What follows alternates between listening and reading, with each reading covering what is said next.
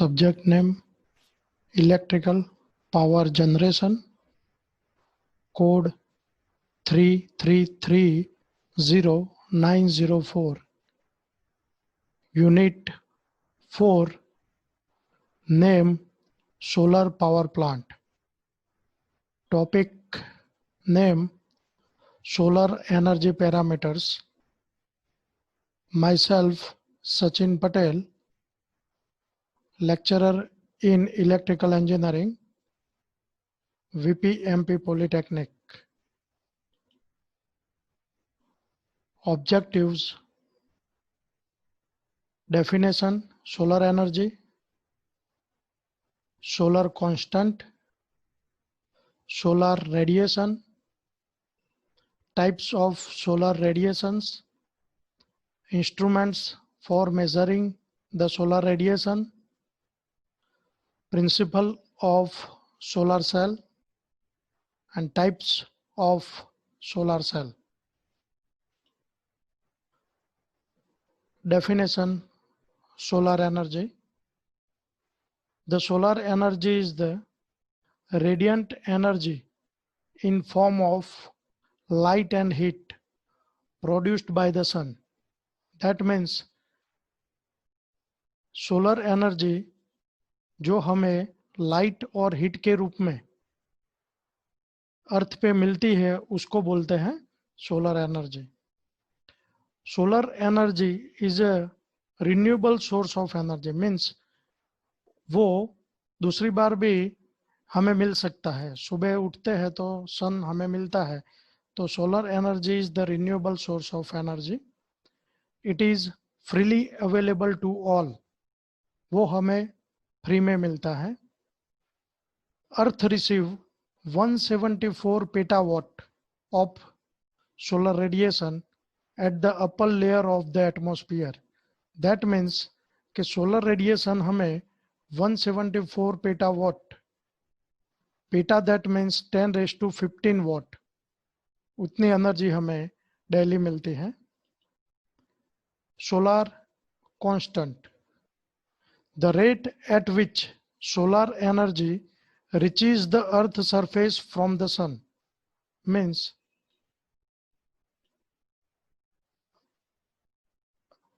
सन जो है वहां से हमारे अर्थ तक जो कांस्टेंट रूप में हमें मिलता है, स्टेट परपेंडिकुलर, मीन्स वो 1368 वाट पर मीटर स्क्वायर, तो उसको बोलते हैं सोलर कांस्टेंट. सोलर एनर्जी हमें अर्थ पर जो डायरेक्टली मिलती है 1.1368 वाट पर मीटर स्क्वायर, वो बनता है solar constant. This is a solar radiation. Solar radiation is the total frequency spectrum of electromagnetic radiation produced by the sun. Means it is a total frequency spectrum of electromagnetic radiation, उसको बोलते हैं solar radiation.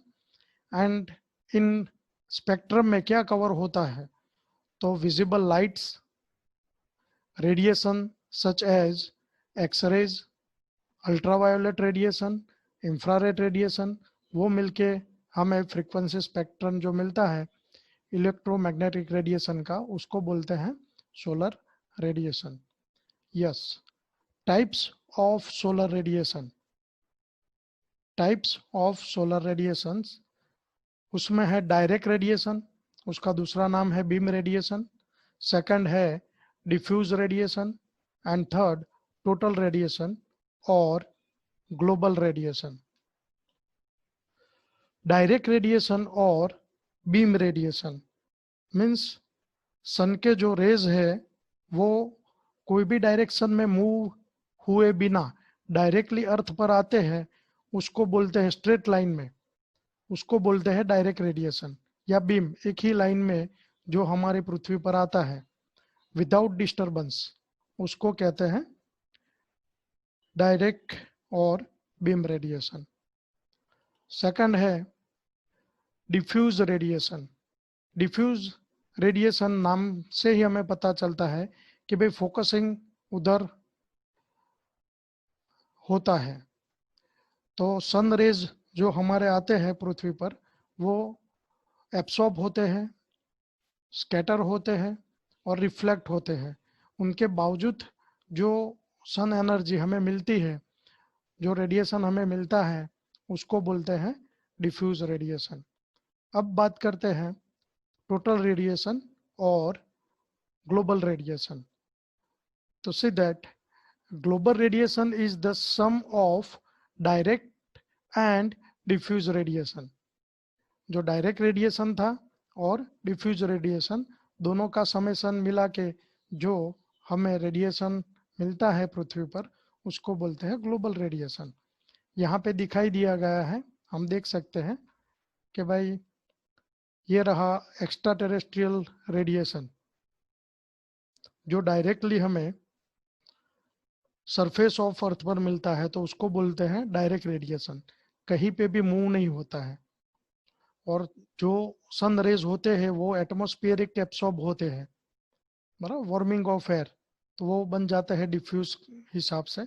यहाँ पे भी आता है radiation, वो diffuse होता है और डिफ्यूज होने के बाद यहाँ पे हमें मिलता है। कई बार रिफ्लेक्ट भी होता है, सन रेज होते हैं जो वो रिफ्लेक्ट भी होते हैं, रिफ्लेक्ट बैक बाय सरफेस, यहाँ से भी हम देख सकते हैं, बराबर है। तो वो सब बातें मिला के हमें मिलता है टोटल रेडिएशन। तो यहाँ पे तीनों बातें आ जाती है, direct, diffuse and total solar radiation. अब बात करते हैं हम instruments for measuring the solar radiation. Instrument for measuring the solar radiation, तो पहला है पायरेनोमीटर, दूसरा है पाइहेलियोमीटर। यहाँ पे फिगर दिखाई गई है, ये रही पायरेनोमीटर और ये रही pyrheliometer. Pyranometer it's measure beam और direct radiation plus diffuse radiation. Pyranometer है वो डायरेक्ट रेडिएशन भी मेजर करता है और डिफ्यूज रेडिएशन भी मेजर करता है। Measure diffuse radiation when shading ring is used. वहाँ पे शेडिंग रिंग को अगर हम यूज करते हैं, बाद में फिगर है उसमें बताया गया है, तो हमें डिफ्यूज रेडिएशन मिलता है।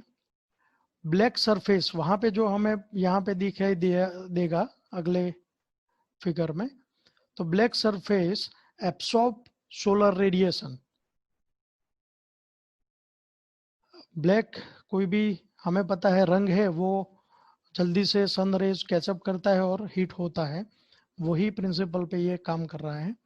वाइट सरफेस जो है आजू बाजू में, वो रिफ्लेक्ट अननेसेसरीली हीट, मीन्स आजू बाजू में जो हीट उसके बाद प्रोड्यूस होती है उनको रिलीज करती है या रिफ्लेक्ट करती है। Temperature difference of B means black and white जो सरफेस है, वो थर्मोकपल के हिसाब से यहाँ पे कनेक्ट किया जाता है और वो हमें मिलता है इन मिली वोल्ट। तो ये बात पायरेनोमीटर में है। अगले यहाँ पे देखते हैं, ये रहा हेमिस्फीयरिक ग्लास कवर, उसके अंदर ये थर्मोकपल की अरेंजमेंट जो हमने यहाँ पे देख सकते हैं।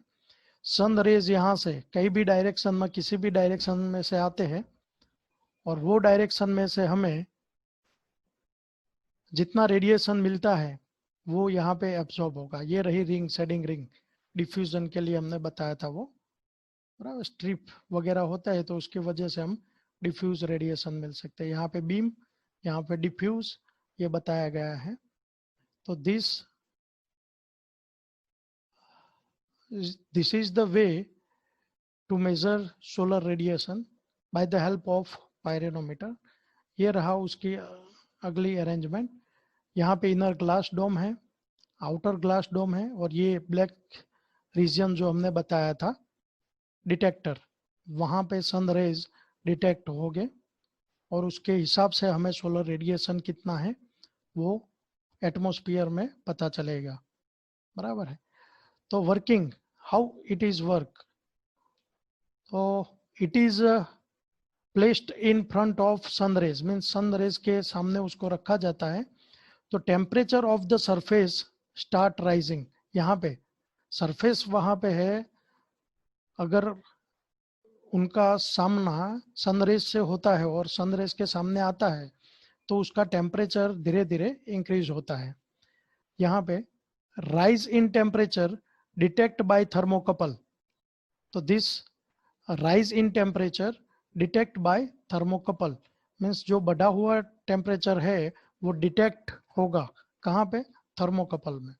उसके बाद आएगा कि thermocouple generates EMF proportional to radiation absorb, means जितनी सन रेज जो रेडिएशन वहां पे इकट्ठा हुआ है, जो ब्लैक ये मार्क रहा वहां पे, उसको वो डिटेक्ट करेगा, बराबर है, और उसके हिसाब से ईएमएफ जनरेट होगा। तो this thermo EMF is calibrated in terms of received radiation, जो बात अभी हमने बताई, जो रेडिएशन हमें मिलने वाला था वो बात यहाँ पे आ गई कि जितना रेडिएशन होगा टेम्परेचर और हमारे एटमॉस्फेयर में वो यहाँ पे डिटेक्ट होगा, और डिटेक्ट क्या करेगा, इलेक्ट्रिकल फॉर्म में ईएमएफ। तो टोटल रेडिएशन जो मिला वो इसके हिसाब से इक्वल होगा, प्रोपोर्शनल होगा। अब बात करते हैं पाई हेलियोमीटर। तो it's measure first point direct radiation means beam radiation, use a long collimator tube to collect beam radiation. यहाँ पे दिखाई गया है फिगर में, this is a long collimator tube. तो यहाँ से सनरेज हमारे ये ब्लैक पट्टी है वहां पे आएंगे और सेंसिंग एलिमेंट हमारा जो है उसमें रेडिएशन को मेजर करेंगे। तो sunlight enter the instrument through collimator tube, तो जो सन रेज है वो यहाँ पे कॉलीमेटर ट्यूब के जरिए अंदर आएंगे। Temperature difference between black and white converted into EMF, यहाँ पे ब्लैक और व्हाइट जो सीट है वहाँ वो सेंसिंग एलिमेंट है, वो ईएमएफ को डिटेक्ट करेगा कि कितना बाई सोलर रेडिएशन है। थर्मोकपल सेंसिंग एलिमेंट जो बात हमने अभी कही वो which converts the heat to an electrical signal that can be recorded, तो उसका रिकॉर्ड यहाँ पे किया जाता है कि भाई जितना रेडिएशन है उसका सेंसिंग होगा और it will be converted into means that heat it converted into electrical signal EMF, and वो बात हम यहाँ पे रिकॉर्ड करते हैं। At the base of tube a wire wound thermocoupled having a sensitivity of approximately 8 microvolts W पर metre square, जो solar constant में हमने बताया कि भाई उसका रेंज W पर मीटर स्क्वायर है, तो यहाँ पे वोल्ट पर W पर metre square. Now we will discuss about principle of solar cell, means photovoltaic effect पे ये काम करता है। फोटो वोल्टेइक मीन्स फोटो का वोल्टेज में conversion, photo that means light, जो सनलाइट है वो वोल्टेइक मीन्स इलेक्ट्रिकल में रूपांतरित होती है। तो इस तरह से हमें एनर्जी मिलती है और इसको बोलते हैं हम सोलर एनर्जी। देखिएगा यहाँ पे फोटोन सनरेज यहाँ पे आते हैं तो इलेक्ट्रॉन मूव यहाँ पे होते हैं और होल यहाँ पे अरेंजमेंट है। ये बात होती है सेमीकंडक्टर डिवाइसेस में। तो दो अलग अलग तरह के सेमीकंडक्टर डिवाइसेस यहाँ पे दिए गए हैं, N type semiconductor and P type semiconductor. उन दोनों के बीच में यहाँ पे पीएन जंक्शन, बीच का मोड है जो, उसको बोलते हैं पीएन जंक्शन। तो सन रेज हमारे पहले यहाँ पे आएंगे, वो एन टाइप सेमीकंडक्टर जो मटेरियल है उस पर गिरेंगे, तो उसमें से फ्लो ऑफ इलेक्ट्रॉन यहाँ पे दिखा गया है कि इलेक्ट्रॉन मूव होगा। तो इलेक्ट्रॉन यहाँ से मूव होगा और उसके अरेंजमेंट में यहाँ पे नीचे अगर हम P type semiconductor means positive and negative दोनों टर्मिनल कनेक्ट करके उसमें कोई इंस्ट्रूमेंट इलेक्ट्रिकल डिवाइसेस वहाँ पे लगाएंगे तो ये बात हमें पता चलेगी। वो होता है basically basic operating principle of solar cell. Yes, यहाँ पे भी बताया गया है, बराबर है। वो सेंस करेगा W पर मीटर स्क्वायर, जितना भी अरेंजमेंट आएगी वो यहाँ पे हमें पता चलेगा। अब बात करते हैं VI characteristic of solar cell. तो VI कैरेक्टरिस्टिक में यहाँ पे